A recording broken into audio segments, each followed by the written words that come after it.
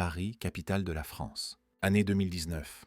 Au Grand Institut des manuscrits anciens, un silence absolu fige l'air lorsqu'un garçon de 4 ans pointe du doigt un papyrus millénaire et prononce des mots que personne ne s'attendait à entendre. « Il est écrit ici qu'Élias avait un ami secret », murmure-t-il d'une voix claire, tandis que les archéologues présents sentent un frisson leur parcourir l'échine. Ce dont ils sont sur le point d'être témoins défiera tout ce qu'ils croyaient savoir sur l'histoire la plus importante de l'humanité. Léo Fournier a 4 ans, des yeux couleur de miel et un esprit qui fonctionne différemment des autres. Diagnostiqué autiste à 2 ans, le petit a développé une fascination obsessionnelle pour les symboles anciens. Sa mère, Sophie, professeure d'histoire à l'université de La Rochelle, pensait que ce n'était qu'un jeu lorsque Léo passait des heures à dessiner sur ses cahiers des caractères qui ressemblaient à des hiéroglyphes. Mais quelque chose a changé ce matin de mars, lors de leur visite à l'Institut pendant des vacances en famille. Le papyrus avait été découvert 6 mois plus tôt par une équipe de l'Université de Lyon dans les ruines d'un ancien monastère près de l'oasis de Kem. Daté d'environ 380 après J.C., le document était resté intraduit car les experts ne parvenaient pas à déchiffrer son étrange mélange de dialectes archaïques et de symboles inconnus. Il n'était exposé au public que depuis 2 semaines, lorsque Léo est entré dans la salle des manuscrits anciens. Sophie se souvient de ce moment avec une clarté qui la fait encore trembler. Léo ne parlait jamais aux inconnus, maintenait à peine un contact visuel, mais quand il a vu ce papyrus derrière la vitre, il a couru vers lui comme s'il reconnaissait un vieil ami. Le garçon a pressé sa petite main contre la vitre et a commencé à murmurer dans une langue que sa mère ne comprenait pas. Un agent de sécurité s'est approché pour leur demander de s'éloigner. Mais Léo a alors dit quelque chose dans un français parfaitement clair. « Maman, est-ce que je peux lire ça ? Ça parle d'Élias quand il était un garçon comme moi. » Le docteur Étienne Laurent, directeur du département de papyrologie de l'Institut, a entendu l'agitation et s'est approché avec un mélange de curiosité et de scepticisme. Il avait consacré 30 ans de sa vie à l'étude des manuscrits anciens et savait qu'il était impossible qu'un jeune garçon puisse déchiffrer ce que des équipes entières d'experts n'avaient pas réussi.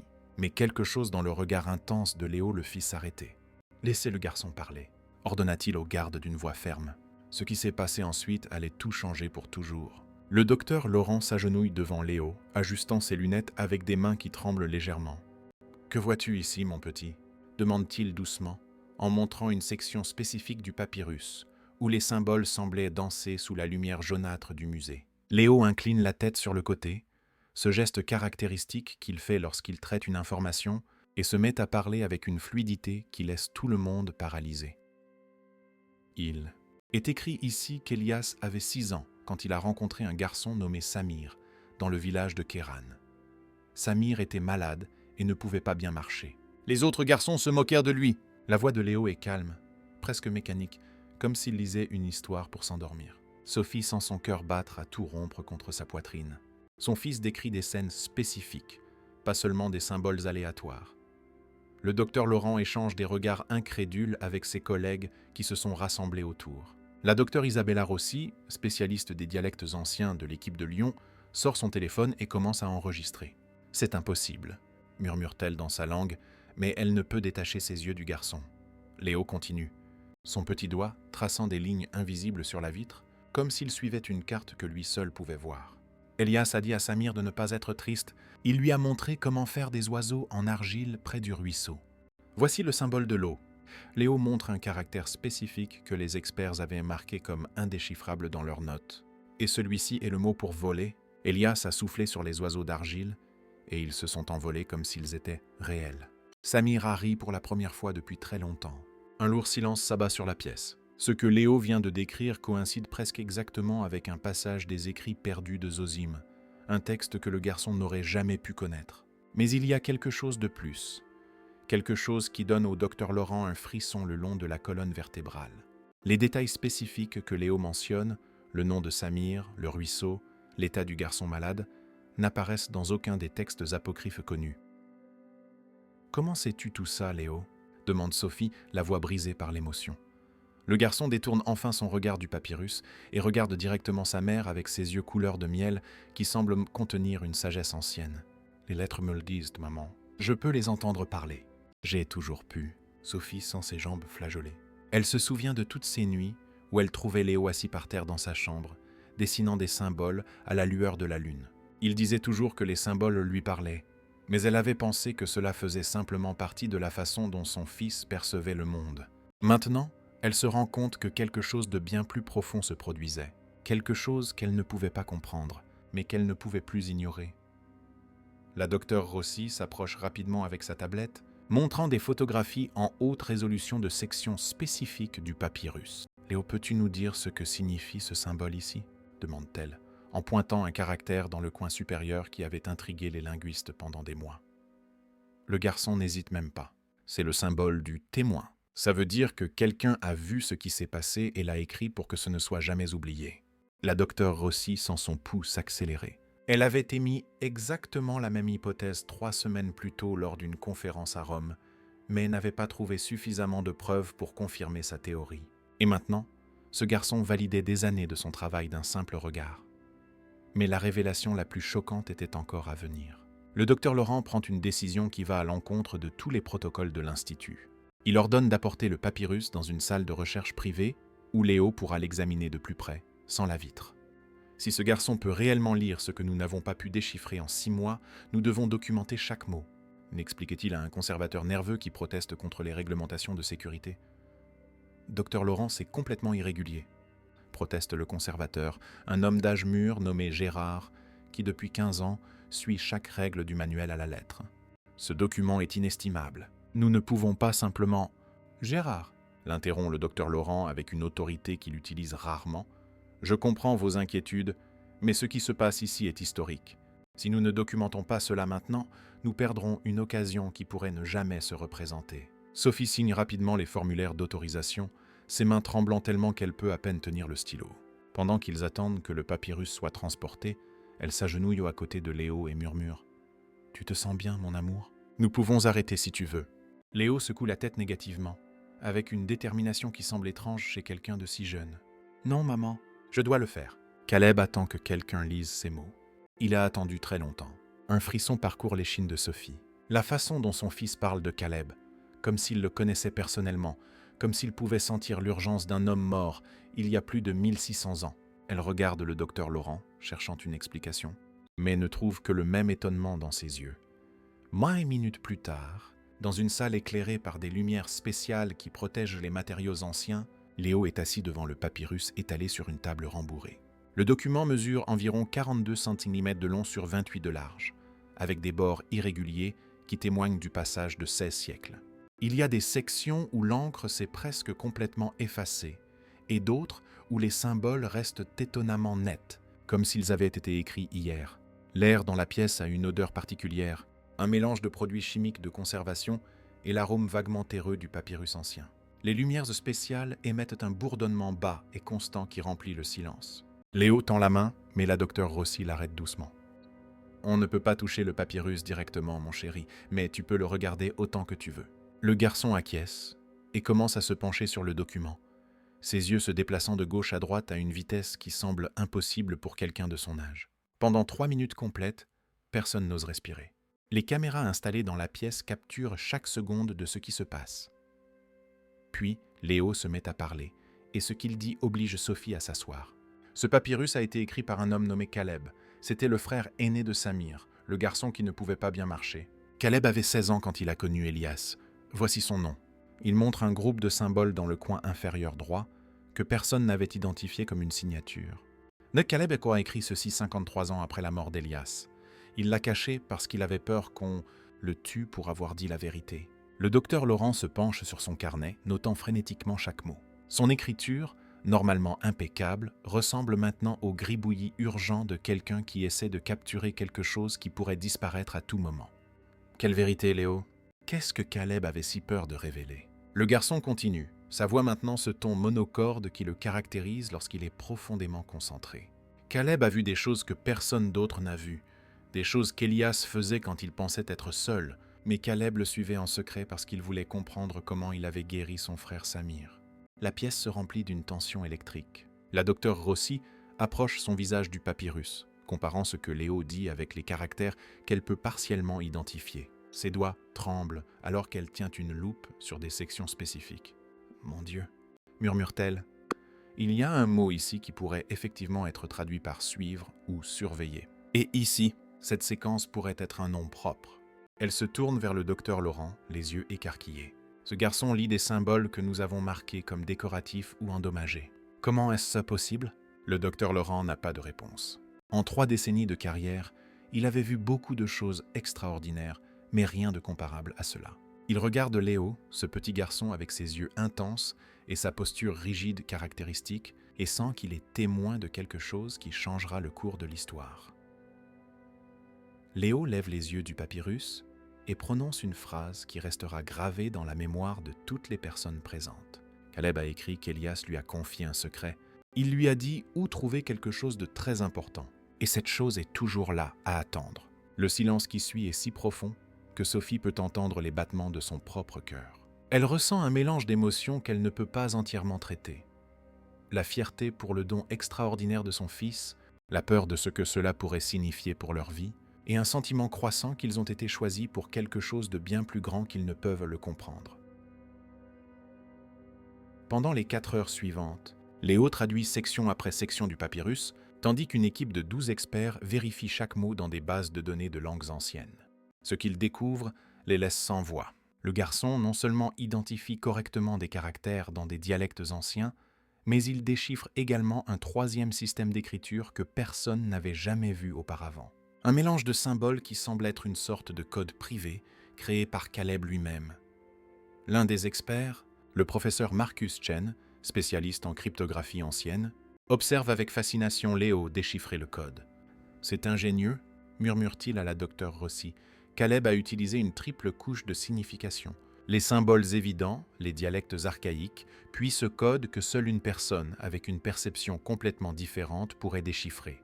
C'est comme s'il savait que seul un esprit unique serait capable de lire ceci. Sophie observe son fils avec un mélange de fierté et de terreur. Léo ne montre aucun signe de fatigue. Au contraire, il semble plus concentré que jamais, comme s'il avait enfin trouvé le but pour lequel son esprit extraordinaire a été conçu.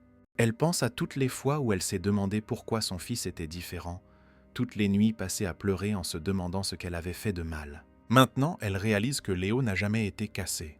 Il était préparé pour ce moment. Ici, Caleb décrit le jour où il a suivi Elias jusqu'à une grotte dans les collines près de Kéran. Continue le garçon, en montrant une section où les symboles deviennent plus petits et plus serrés. C'était un endroit secret où Elias allait prier quand personne ne le voyait. Le docteur Laurent se penche avec attention, son cœur battant la chamade. Une grotte? Le papyrus mentionne-t-il un emplacement spécifique? Léo acquiesce lentement et commence à décrire des détails avec une précision qui semble impossible. Caleb a écrit que la grotte se trouvait à 2400 pas au nord du puits principal de Kéran. Il fallait monter par un chemin de pierre blanche jusqu'à trouver 3 oliviers formant un triangle. L'entrée de la grotte était cachée derrière un grand rocher en forme de cœur. La salle explose en murmures d'incrédulité. La docteure Rossi ouvre rapidement son ordinateur portable et commence à chercher des cartes archéologiques de l'ancien Kéran. Ses doigts volent sur le clavier, ouvrant fichier après fichier. C'est incroyablement spécifique, dit-elle, tout en comparant des cartes modernes avec des reconstructions de la ville antique. Si ces indications sont réelles, nous pourrions parler d'un emplacement qui n'a jamais été exploré archéologiquement. Mais comment savoir si ça existe encore? Demande le professeur Chen, toujours sceptique. Nous parlons de près de 2000 ans. Le paysage change, les rochers tombent, les arbres meurent. Les oliviers peuvent vivre plus de 2000 ans, répond rapidement la docteure Rossi. Et si la grotte était cachée, elle pourrait être restée intacte. Le docteur Laurent secoue la tête, essayant de traiter l'impossible. Il retire ses lunettes et les nettoie lentement, une habitude nerveuse qu'il a développée au fil des ans. « Mon garçon, le papyrus dit-il ce qu'il y avait à l'intérieur de cette grotte? Ce que Caleb a vu ?» Léo reste silencieux un instant, ses yeux parcourant la dernière section du document. Quand il parle enfin, sa voix sonne différemment, plus profonde, presque comme si elle n'était pas entièrement la sienne. Caleb est entré dans la grotte sans qu'Elias le sache. À l'intérieur, il y avait des marques sur les murs, des dessins, des mots dans une langue que Caleb ne pouvait pas comprendre. Mais il y avait autre chose. Quelque chose qu'Elias y avait laissé. Le garçon marque une pause qui semble durer une éternité. Un objet enveloppé dans du tissu. Caleb n'a pas osé le toucher parce qu'il a senti qu'il ne le devait pas. Mais il a écrit exactement où il se trouvait. sous une pierre plate au fond de la grotte, à 7 pas de l'entrée. Sophie sent les larmes couler sur ses joues sans pouvoir les contrôler. Son fils de 4 ans venait de fournir les coordonnées précises d'un site archéologique qui pourrait changer la compréhension de l'histoire. Elle pense à Michel, son mari, qui est à La Rochelle en train de travailler, sans aucune idée de ce qui se passe. Comment va-t-elle lui expliquer ça? Comment quelqu'un pourrait-il croire ce qui se passe sans être là pour en être témoin? Mais ce qui suit est encore plus troublant. Léo pointe les derniers symboles du papyrus, presque invisibles sur le bord inférieur, si effacés qu'ils ressemblent à de simples taches sur la surface ancienne. Il ferme les yeux un instant, comme s'il écoutait quelque chose que personne d'autre ne peut entendre. Caleb a écrit un avertissement. Il a dit que seul celui qui pourra lire ces mots sans avoir appris à les lire sera digne de trouver ce qu'Elias a caché. Le garçon lève les yeux vers le docteur Laurent avec une intensité qui fait frissonner le vieil archéologue. Je crois que Caleb écrivait ça pour moi. Le docteur Laurent sent ses genoux fléchir. Il s'appuie sur la table, son esprit luttant pour traiter les implications de ce qu'il vient d'entendre. Caleb, écrivant il y a plus de 1600 ans, avait prédit que quelqu'un comme Léo viendrait. Quelqu'un dont l'esprit fonctionnerait si différemment qu'il pourrait voir ce que d'autres ne pouvaient pas. C'était statistiquement impossible. C'était scientifiquement inexplicable. Et pourtant, cela se passait juste devant lui. La nouvelle se propage comme une traînée de poudre. En moins de 24 heures, l'histoire du garçon qui a déchiffré un papyrus millénaire fait la une des journaux du monde entier. Les grandes chaînes d'information veulent interviewer Léo. Des équipes de tournage de 3 continents différents campent devant l'Institut. L'hôtel où la famille Fournier est logée se transforme en cirque médiatique, avec des photographes se disputant chaque angle, des reporters criant des questions et des curieux essayant d'apercevoir le garçon prodige. Sophie reçoit plus de 200 appels en une seule journée. Des universités proposant d'étudier Léo, des émissions de télévision offrant des sommes absurdes pour une interview, des sociétés pharmaceutiques voulant examiner son cerveau.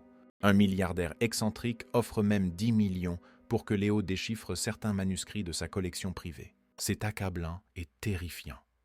Cette nuit-là, enfermée dans la chambre d'hôtel avec Léo, enfin endormi après une journée épuisante, Sophie appelle Michel. Quand il répond, elle peut à peine parler avant de fondre en larmes. « Michel, je ne sais pas quoi faire.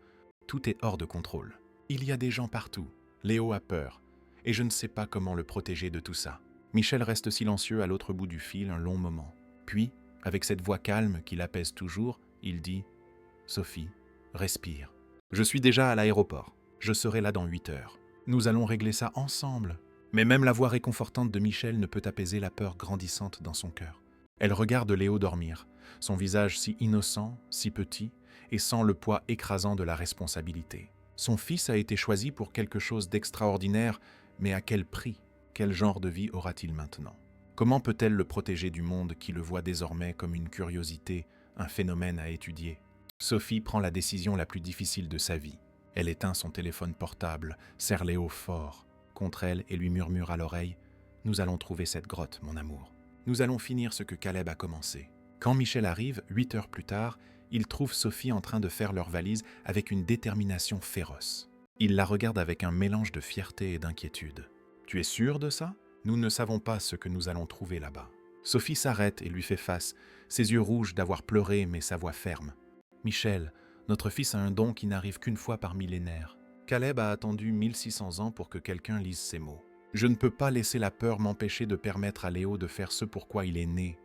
Quoi qu'Elias ait caché, ça l'attend. » Michel serre sa femme dans ses bras, sentant la détermination trembler sur ses épaules. « Alors nous irons le trouver ?» Mais Sophie a déjà pris sa décision. « Notre fils a été choisi pour ça, Michel. Je ne sais ni par qui, ni pourquoi, mais je ne peux pas ignorer ce qui se passe. » Le docteur Laurent organise une expédition archéologique d'urgence. En collaboration avec une université de Rome et le Conseil de préservation historique local, une équipe de 15 experts est formée pour se rendre à Kéran et chercher la grotte décrite dans le papyrus. La docteure Rossi insiste pour que Léo les accompagne.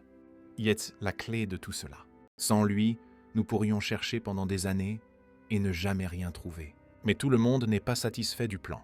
Le professeur Anders Jensen, un consultant en histoire religieuse engagé pour évaluer les implications des découvertes, exprime ses préoccupations lors d'une réunion privée avec le docteur Laurent. « Étienne, comprenez-vous ce que vous faites? Si ce garçon trouve ce qu'il cherche, s'il y a vraiment quelque chose là-bas, cela pourrait déstabiliser des structures religieuses qui existent depuis des millénaires. Je ne dis pas que nous ne devrions pas chercher, mais nous devons être préparés aux conséquences. Le docteur Laurent retire ses lunettes et regarde directement Jensen. Anders, je suis un scientifique. Mon travail est de découvrir la vérité, pas de protéger des institutions.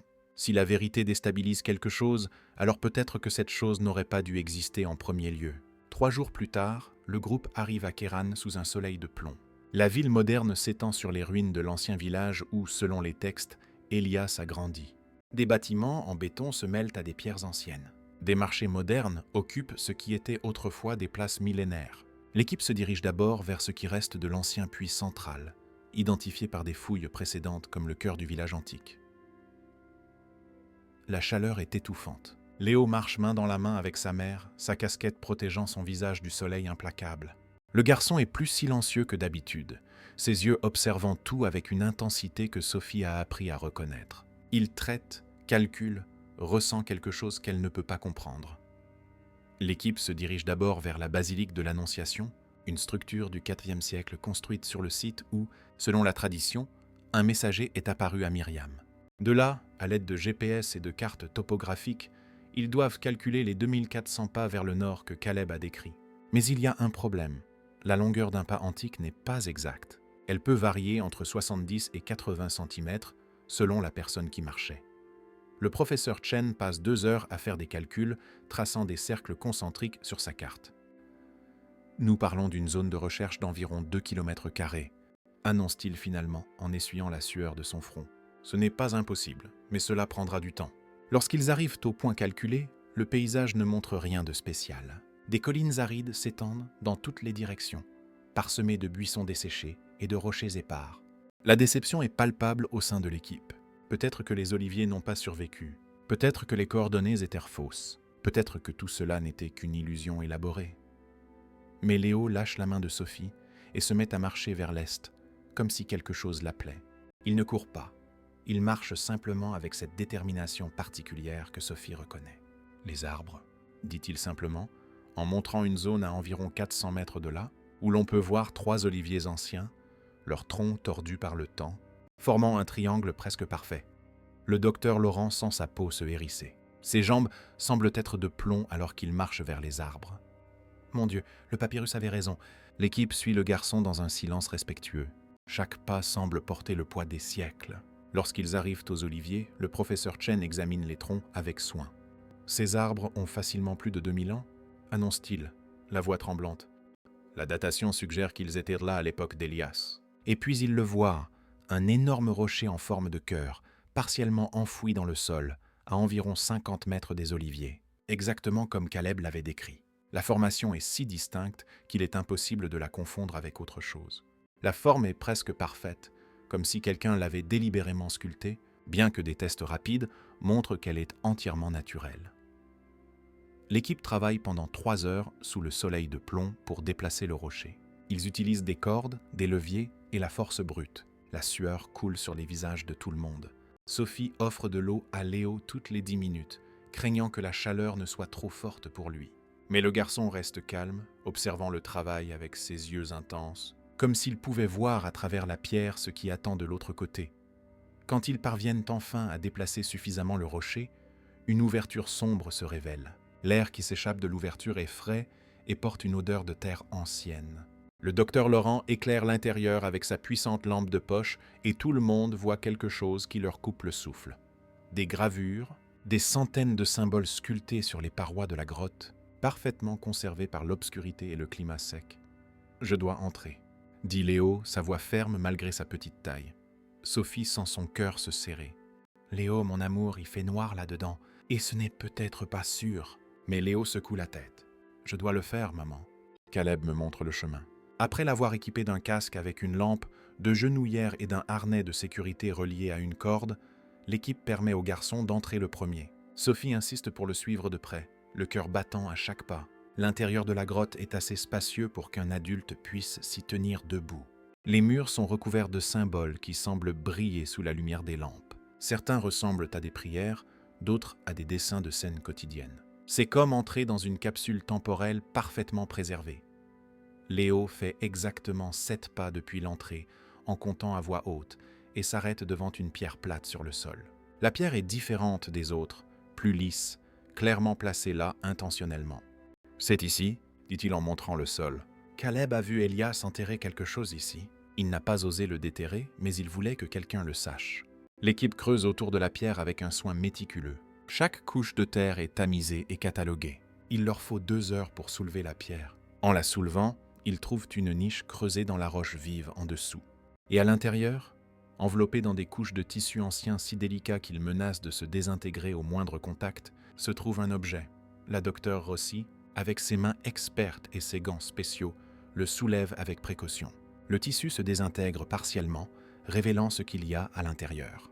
Ce qui émerge est un petit rouleau de parchemin, incroyablement bien conservé par la combinaison du climat sec et de la niche scellée. À l'extérieur, écrit d'une calligraphie élégante, un seul mot.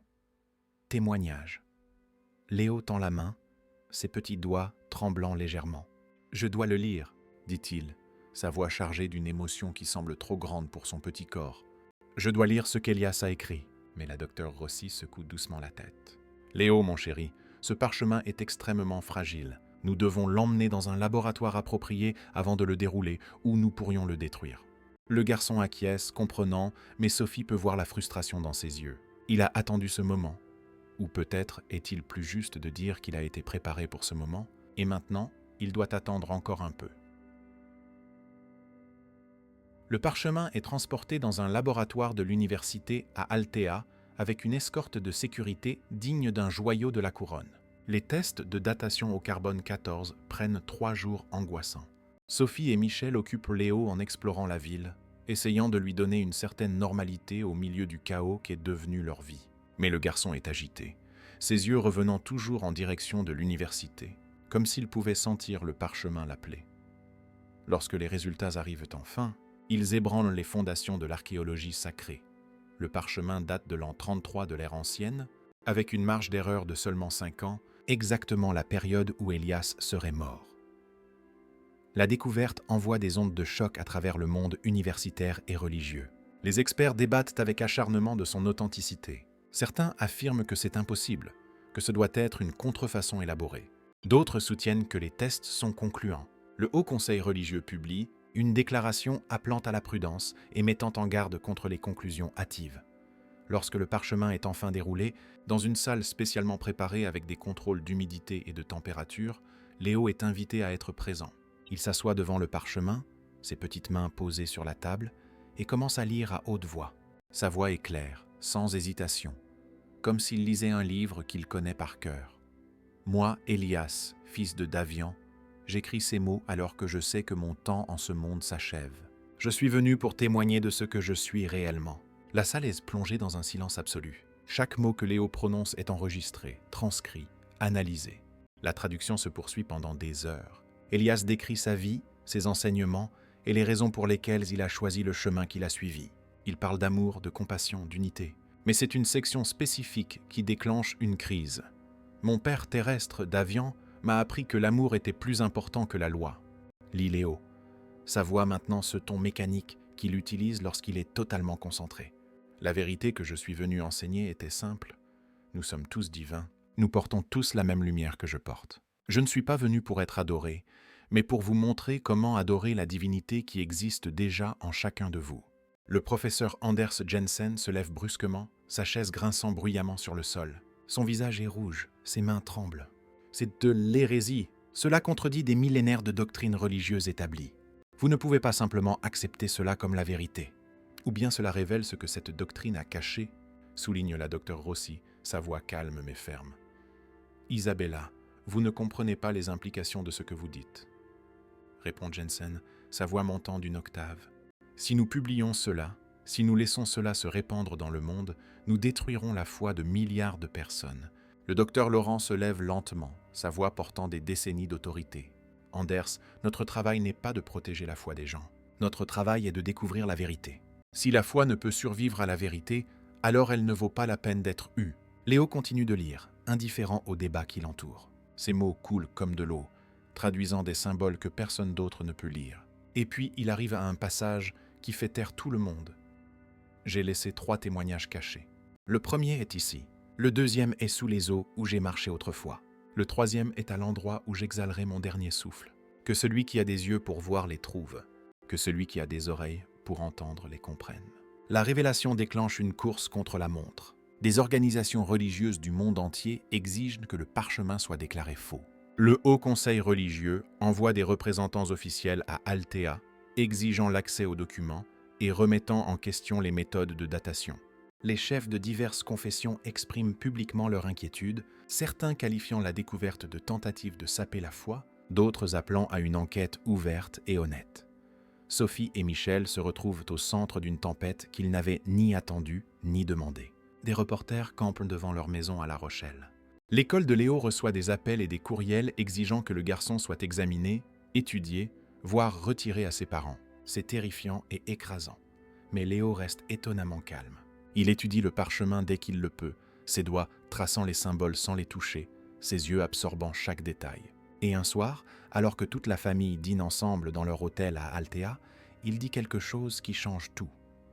« Sous les eaux où j'ai marché autrefois. » Léo mâche pensivement son pain, les yeux dans le vague. « Maman, tu sais où Elias a marché sur l'eau ?» Sophie sent son cœur faire un bond. Elle a étudié les textes pendant des années. Elle connaît chaque histoire. « Le lac des mirages ?» répond-elle lentement. Selon les textes traditionnels, c'est là qu'il a marché sur l'eau pour rejoindre ses disciples pendant une tempête. « Il faut qu'on y aille », dit simplement Léo, comme s'il disait qu'il fallait aller au marché. Michel échange un regard avec Sophie. Ils savent qu'il n'y a aucun moyen de l'en empêcher. Leur fils a été choisi d'une manière ou d'une autre pour cette mission. Et aussi effrayant que ce soit, ils doivent le soutenir. Au lac, l'équipe de plongeurs cherche pendant 6 jours sans succès. Le lac des Mirages est étonnamment profond à certains endroits, et la visibilité sous l'eau est limitée. La frustration grandit. Peut-être que l'indice est faux. Peut-être que le deuxième témoignage a été perdu depuis longtemps. Peut-être qu'ils cherchent au mauvais endroit. Mais l'après-midi du 7e jour, Léo se lève du rivage où il a observé les plongeurs travailler. Il se dirige vers l'eau, toujours vêtu de ses vêtements de ville, et y entre sans hésitation. L'eau est froide, mais il continue d'avancer. Sophie crie et court après lui, mais Michel la retient. « Attends », murmure-t-il. « Regarde. » Léo marche dans l'eau jusqu'à ce qu'elle atteigne sa poitrine. Il s'arrête, ferme les yeux un long moment, puis pointe directement vers le bas. C'est ici. Les plongeurs, qui cherchèrent à environ 50 mètres de là, nagent rapidement vers l'endroit où se trouve Léo. Ils plongent, leur lampe torche fendant l'eau trouble. Et là, exactement où Léo a pointé, ils trouvent un coffre en pierre scellé, partiellement enfoui dans le lit du lac. Le coffre est tissé avec un soin extrême. Il est fait d'un type de calcaire qui a remarquablement bien résisté à l'eau au fil des siècles. Les seaux d'argile qui le fermaient se sont désintégrés depuis longtemps, mais le coffre lui-même est resté intact. De retour au laboratoire, il l'ouvre. À l'intérieur, protégé par le coffre étanche, se trouve un autre parchemin, étonnamment bien conservé. Et à côté, il y a un petit objet en bois, si délicatement sculpté qu'il semble presque vivant. C'est un oiseau, exactement comme ceux décrits dans le papyrus, les oiseaux qu'Elias avait faits pour Samir. Léo prend l'oiseau en bois avec respect, ses petites mains tremblantes. Il ferme les yeux et pendant un long moment, personne n'ose respirer. Puis il se met à parler, mais ce ne sont pas ses mots. Ou peut-être que si, mais mêlé à quelque chose de plus ancien, quelque chose qui vient d'un endroit au-delà du temps. « Je peux voir », murmure-t-il, des larmes coulant sur ses joues. Elias en train de sculpter cet oiseau. Il est assis au bord d'un ruisseau. Ses mains sont abîmées par le travail du bois toute la journée, à aider son père dans son atelier. Mais il sourit en sculptant, car il sait que cet oiseau fera sourire Samir. Il pleure, car il sait que son temps est limité, que sa mission est plus grande que ce qu'il se sent parfois capable de supporter. Il a peur, mais il sait que c'est nécessaire. Sophie pleure maintenant, tenant les mains de Michel si fort que ses jointures blanchissent. Son fils ne se contente pas de lire l'histoire. Il la vit, la ressent, la rend réelle d'une manière qui défie toute explication. Quand Léo ouvre les yeux, il y a des larmes sur ses joues. Il savait que je viendrais. Il a écrit ces témoignages pour quelqu'un comme moi, quelqu'un dont l'esprit fonctionne différemment. Il savait que seul quelqu'un qui pouvait voir au-delà des mots, qui pouvait ressentir la vérité au-delà du langage, serait capable de les trouver et de les comprendre. Le deuxième parchemin est déroulé. Léo commence à traduire, et les mots qu'il lit parlent de compassion, de pardon, de voir la divinité en chaque être humain. Ce sont des enseignements qui résonnent avec les traditions connues, mais avec une profondeur et une nuance qui ont été perdues au fil des siècles. Et puis, à la fin du parchemin, l'indice final. Le troisième et dernier témoignage se trouve là où tout se terminera pour moi, sous le rocher où je verserai mon sang pour la dernière fois. Je le laisse là comme preuve finale, pour que ceux qui viendront après connaissent la vérité. Sur la colline du sacrifice, où la mort rencontre la vie éternelle. Léo lève les yeux vers Sophie, ses yeux couleur de miel brillant d'une détermination qui semble bien trop ancienne pour un si jeune visage. Nous devons aller à la cité sainte, maman. Nous devons aller sur la colline du sacrifice. Altea, la cité sainte, accueille l'équipe dans une tempête de controverses. Les nouvelles des 2 premières découvertes se sont répandues dans le monde entier. Des milliers de manifestants encerclent la basilique du dernier repos, où, selon la tradition, Elias a été exécuté. Certains protestent contre ce qu'ils considèrent comme une profanation. D'autres exigent que la vérité soit révélée. La police établit des barricades. La tension dans l'air est palpable, comme si toute la ville retenait son souffle. L'équipe pénètre sur le site, désormais le plus sacré de la foi principale, sous escorte armée. La colline du sacrifice est une petite colline rocheuse préservée à l'intérieur de la basilique, un lieu où des millions de pèlerins viennent chaque année. L'idée de creuser ici, de trouver potentiellement quelque chose qui contredit des siècles de doctrine, est à la fois terrifiante et exaltante. Léo s'agenouille et presse sa main contre la pierre ancienne. Le lieu a été poli par des millions de mains au fil des siècles, touché par d'innombrables fidèles en quête de connexion avec le divin. Il ferme les yeux et pendant un moment qui semble s'étirer à l'infini, il se contente de ressentir. « C'est ici », murmure-t-il enfin, « juste sous ce rocher. Le dernier témoignage est ici, il attend. Après des jours de négociations avec les chefs religieux, les autorités locales et les experts en préservation historique, les autorités autorisent une exploration avec un radar à pénétration de sol. Les résultats sont stupéfiants. Le radar détecte une chambre artificielle sous le rocher. Une structure faite par l'homme, scellée depuis des millénaires. Mais il y a un problème. Le rocher lui-même est considéré comme sacré. L'enlever ou le percer serait perçu par beaucoup comme une profanation. Les négociations s'éternisent. Des groupes religieux extrémistes menacent de violence. La pression politique monte. Il semble que le troisième témoignage restera scellé pour toujours. Mais Léo insiste. « Ah, il y a une autre entrée », dit-il un soir en étudiant les plans de la basilique. Caleb me l'a montré, pas au sommet de la colline, mais en dessous. Un passage qui a été bloqué il y a très longtemps.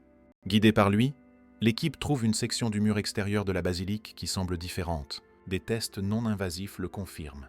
Il y a un espace vide derrière. Un ancien passage comblé de pierres et de mortiers à un moment de l'histoire. La décision est prise. Ils vont creuser. Lorsqu'ils ouvrent, ils trouvent un tunnel étroit, à peine assez large pour qu'un adulte puisse y passer. L'air qui s'en échappe est vieux, chargé de l'odeur de la terre et de la pierre ancienne. Sophie regarde le tunnel étroit et sombre, puis son fils de 4 ans. Chaque instinct maternel en elle crie de ne pas le laisser entrer. Mais elle regarde dans les yeux de Léo et voit quelque chose qui l'a fait changer d'avis. Il a été préparé pour cela. D'une manière ou d'une autre, son fils unique, avec son esprit extraordinaire et sa façon différente de voir le monde, a été choisi pour ce moment. Seul Léo peut entrer, déclare-t-elle, la voix ferme malgré la peur qu'elle ressent. C'est trop étroit et trop dangereux pour un adulte, mais nous allons l'équiper de tout ce dont il a besoin. Le garçon descend dans le tunnel étroit, équipé d'un casque avec une caméra vidéo, de lumière puissante et d'une ligne de communication constante. Le monde entier regarde en temps réel grâce aux retransmissions en direct. Des milliards de personnes arrêtent ce qu'elles font pour voir ce que ce garçon extraordinaire va trouver. Le tunnel descend sur environ 10 mètres avant de s'ouvrir sur une chambre. La chambre est petite, à peine plus grande qu'un placard, avec un plafond bas et des murs de pierre nue. Au centre, il y a un simple coffre en bois, étonnamment bien conservé par l'air sec et scellé de la chambre. Léo s'approche lentement, sa respiration rapide résonnant dans le casque. Ses petites mains tremblent alors qu'il atteint le couvercle du coffre. « Je vais l'ouvrir maintenant », dit-il à la caméra, à sa mère, au monde qui regarde. À l'intérieur, il y a un dernier parchemin, soigneusement enroulé, et à côté, une petite fiole en verre, scellée à la cire. À l'intérieur de la fiole, il y a un liquide sombre qui sera plus tard identifié comme du sang humain ancien, préservé de manière quasi miraculeuse. La voix de Léo résonne à travers les haut-parleurs, lisant les derniers mots écrits par Elias la veille de sa mort. À celui qui lira ceci, sache que j'écris ces mots alors que je sais que demain, je donnerai ma vie. Je ne suis pas venu pour fonder des religions ni pour diviser l'humanité entre ceux qui croient et ceux qui ne croient pas. Je suis venu pour vous rappeler une vérité qui a toujours existé, mais qui a été oubliée. Vous êtes tous des enfants du divin, vous portez tous la même lumière que je porte. Le royaume des cieux n'est pas un lieu lointain que vous atteindrez après la mort. Il se trouve à l'intérieur de chaque cœur humain, attendant d'être reconnu. Le parchemin continue, et chaque mot que Léo lit envoie des ondes de choc à travers le monde. Mon sang, je le laisse ici non pas comme un sacrifice pour apaiser un Dieu en colère, mais comme preuve que, même dans la plus grande souffrance, même face à la mort, j'ai choisi l'amour plutôt que la peur, la compassion plutôt que la vengeance, le pardon plutôt que la condamnation. Que ces mots détruisent les murs que les hommes ont construits en mon nom et unissent ce qui n'aurait jamais dû être séparé. Léo sort du tunnel, ses vêtements couverts de poussière, mais son visage radieux. Il tient le coffre avec précaution, comme s'il portait le poids de 2000 ans d'histoire. Et peut-être que c'est le cas. Les 3 parchemins sont exposés ensemble pour la première fois au Musée du patrimoine mondial à Altea, sous très haute sécurité. Des experts du monde entier viennent les étudier. Les tests d'authenticité sont rigoureux et répétés. Chaque résultat confirme l'impossible. Ces documents sont authentiques, datant de l'époque d'Elias, écrits par des mains qui ont vécu il y a 2 millénaires. Les institutions religieuses se débattent avec les implications. Certaines rejettent complètement les découvertes, les déclarant fausses malgré les preuves. D'autres y voient une opportunité de renouveau, une chance de revenir aux racines les plus authentiques de leurs enseignements. Des débats théologiques s'enflamment dans les séminaires et les universités. Des livres sont écrits, des documentaires sont tournés. Le monde change, lentement mais inévitablement. 5 ans plus tard, Léo Fournier a 9 ans et mène une vie étonnamment tranquille à La Rochelle. Après cette semaine extraordinaire qui a changé le monde, Sophie et Michel ont pris la décision consciente de protéger leur fils du cirque que sa vie aurait pu devenir. Ils ont refusé toutes les offres d'interview, toutes les invitations à des émissions de télévision, toutes les propositions de livres et de films. Léo fréquente une école spécialisée qui comprend et respecte ses besoins uniques en tant qu'enfant sur le spectre autistique. Il a quelques amis proches qui le connaissent simplement comme Léo, le garçon qui aime dessiner et qui dit parfois des choses profondes. Il ne parle plus de symboles anciens. Lorsqu'on l'interroge sur ses jours extraordinaires à Paris, il dit simplement qu'il a accompli sa mission et qu'il est maintenant temps d'être juste un enfant. Mais Sophie, observant son fils par la fenêtre de la cuisine alors qu'il joue dans le jardin, sait que quelque chose a changé de façon permanente. Son autisme fait toujours partie de lui, façonnant sa façon de voir et d'interagir avec le monde. Mais maintenant, le monde comprend un peu mieux que certains esprits différents ne sont pas cassés, mais plutôt conçus pour voir des vérités que d'autres ne peuvent pas. Et les nuits silencieuses, quand la maison est calme et que tout le monde devrait dormir. Sophie trouve encore Léo debout à la fenêtre de sa chambre, regardant les étoiles. Il ne lit pas de parchemins anciens, ni ne déchiffre de symboles millénaires. Il regarde simplement, un petit sourire jouant sur ses lèvres, comme s'il partageait un secret avec quelqu'un qui a vécu il y a 2000 ans. Un secret que le monde entier connaît désormais. Que le divin n'est ni lointain ni séparé, mais présent dans chaque cœur humain. Que l'amour est plus fort que la peur. Que la vérité, peu importe le temps qu'il lui faut pour être révélée, trouvera toujours un moyen de venir à la lumière. L'héritage de Caleb, qui a attendu 1600 ans pour que quelqu'un lise ces mots, s'est enfin accompli. Les mots silencieux ont été entendus par la voix d'un enfant dont l'esprit voyait le monde différemment. Et la vérité, comme elle aurait toujours dû l'être, était enfin libre de transformer les cœurs et les esprits du monde entier. Sophie se demande parfois si Léo entend vraiment Caleb ou Elias, s'il se passe quelque chose qui dépasse la compréhension scientifique. Mais alors elle regarde son fils, ce cadeau extraordinaire, et décide que certaines questions n'ont pas besoin de réponse. Certaines choses sont simplement des miracles, et les miracles, par leur nature même, défient toute explication.